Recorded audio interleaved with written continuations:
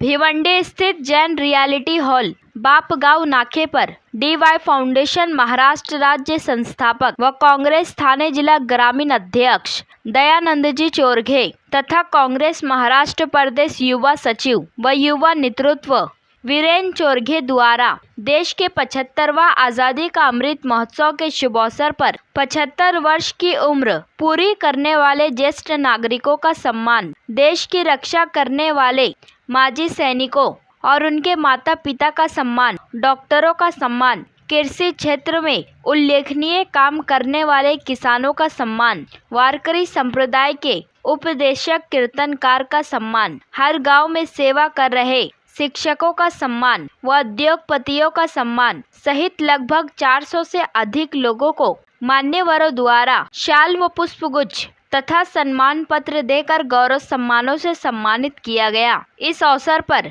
आमने गांव के अशोक पाटिल, पंचायत समिति के सभापति सुप्रिया सचिन पाटिल, देवरुंग सरपंच भारती गोड़े, उप सरपंच बालाराम गोड़े, सरपंच नवरत्ना भंडारी, माजी सरपंच रमेश पाटिल, यशवंत केने, माजी उप सरपंच मदन जाधव, सचिव सुरेश जोशी, कांग्रेस के नेते विजय पाटिल, प्रदीप थले, माजी सरपंच राजन तरे, दशरथ मोगरे, देवराज केने महाराज, वासुदेव महाराज, जितेंद्र महाराज पाटिल, राज अमृते महाराज, माजी सरपंच शाहिर भंडारी, उद्योगपति विश्वजीत केने, प्रधान पाउशे सहित भारी संख्या में मान्यवर उपस्थित थे। तो वहीं इस कार्यक्रम को सफल बनाने में DY फाउंडेशन के महाराष्ट्र प्रदेश अध्यक्ष योगेश पाटिल, देवरुंग माजी सरपंच देवीदास केने, दीपक केने व उनके सभी सहयोगियों का विशेष योगदान रहा। इस कार्यक्रम का सूत्र संचालन मनोहर तरे सर कर रहे थे। आइए देखें इसकी एक रिपोर्ट। आपण सर्व मंडळी आपल्या डोळ्याने पाहतात आणि त्याकरता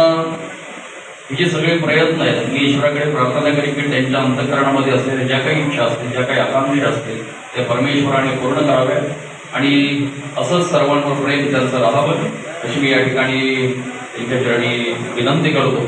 आणि या ठिकाणी मला हे 2 शब्द बोलण्याची संधी दिल्याबद्दल मी फाउंडेशनच्या वतीने आणि या ठिकाणी सर्वांचं मनापासून आभार मानतो आणि मी माझ्या वाणीला या ठिकाणी विराम देतो। धन्यवाद। वास्तविक पाहता ही कर्तव्य हे काम त्या माणसाच्या प्रति समाधान आहे।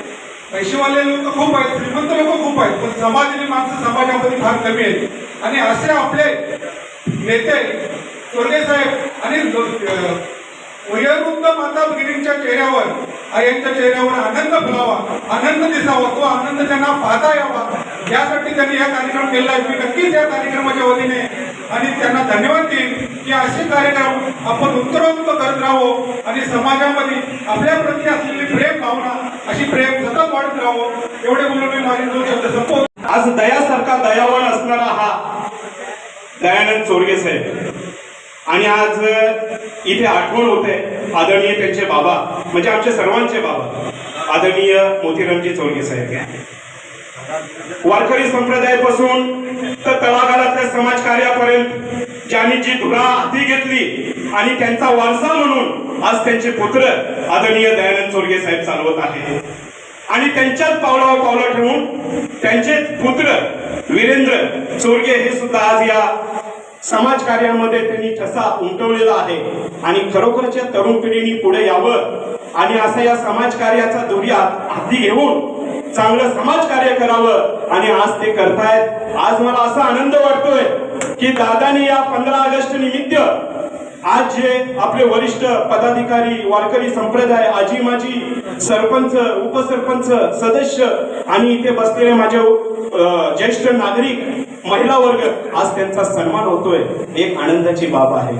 आणि खरोखरच दादा तुम्हाला मी पुन्हा पुन्हा बोलण्यासारखं खूप काही आहे, पण थोडक्यातच मी आटोपतो घेतोय आणि जाता जाता एवढंच म्हणेन, घासल्याशिवाय धार नाही तलवारीच्या पातीला, घासल्याशिवाय धार नाही तलवारीच्या पातीला आणि कर्णाशिवाय दातृत्व नाही या हिंदुस्थानच्या मातीला आणि दयानंद चोरगे सारखं नेतृत्व लाभलं ये लोणार आमनेर परिसराला, या लोणार आमनेर परिसराला.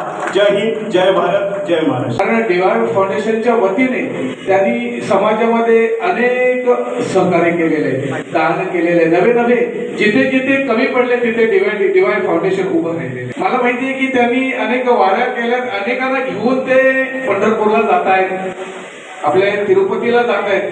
ह्याचंही श्रेय त्यांना मिळतंय. ह्याच्या मार्गदर्शनात त्यांचं उद्दिष्ट एक आहे की चला आमच्या बरोबर, एकला चला नव्हे, सगळ्यांना घेऊन जात आहेत. आणि काहीतरी त्यांचं उद्देश नसतं, स्वतःचा स्वार्थ त्याच्यामध्ये काहीच नाही. स्वतःचा स्वार्थ असता तर त्यांनी राजनीतीमध्ये अनेक धुरंधर लढावे केले असते, पण तसं नाही करत. तर मी त्यांना बऱ्याच वर्षापासून ओळखते. माझ्या वैयक्तिक ह्याच्यामध्ये सुद्धा त्यांनी खूप मार्गदर्शन केलेलं आहे. आणि मी जास्त काही सांगणार नाही की माझ्याही पुढे अनेक वरिष्ठांचे दोन शब्द आहेत.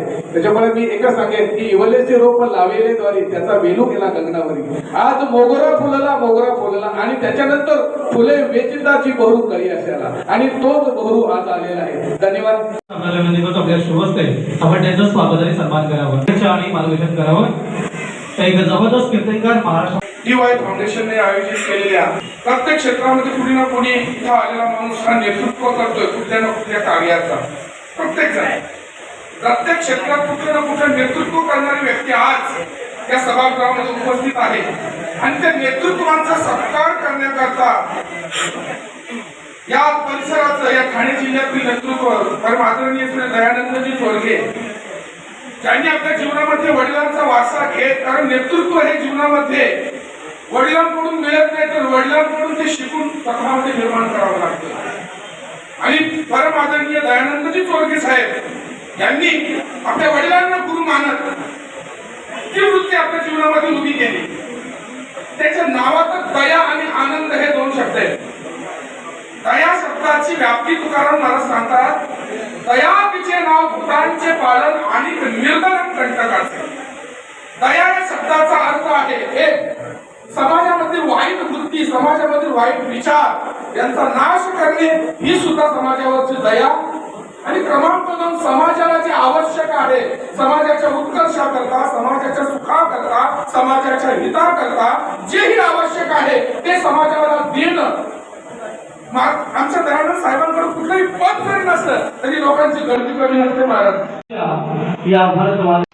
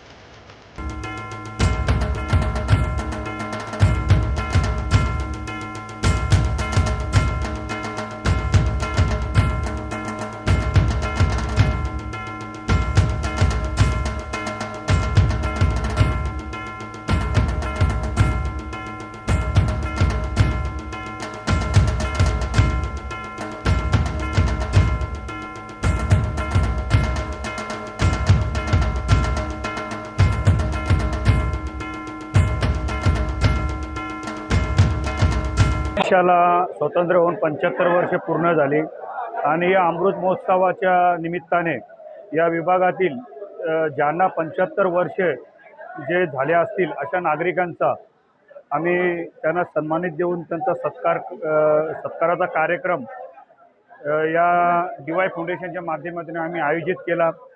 आणि ज्या ज्या नागरिकांचा सत्कार होते असे सर्व नागरिक, ज्येष्ठ नागरिक या सत्कार सोहळ्यामध्ये आले. आणि ज्यांनी शिक्षण घेऊन चांगली पदवीवर बसले असतील अशा काही नागरिकांचा आम्ही सत्कार केला. त्याच्यानंतर जे म्हणजे आपल्या देशाच्या रक्षणासाठी जे सैनिक असतील त्या ज्येष्ठ सैनिकांचा आम्ही या ठिकाणी सत्कार केला.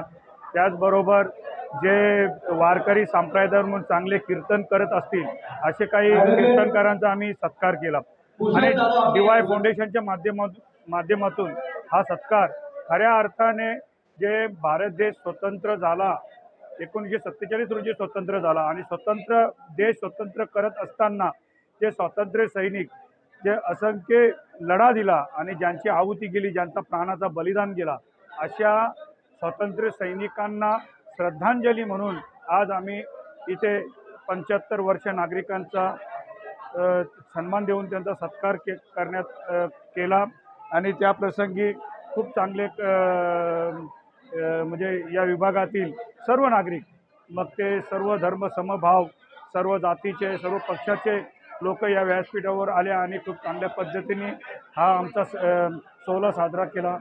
धन्यवाद. 400 आणि 500च्या आसपास आम्ही या नागरिकांचा आम्ही इथे या ठिकाणी सत्कार केला. साहेबांचा या ठिकाणी शुभारंभ झालेला आहे. माझी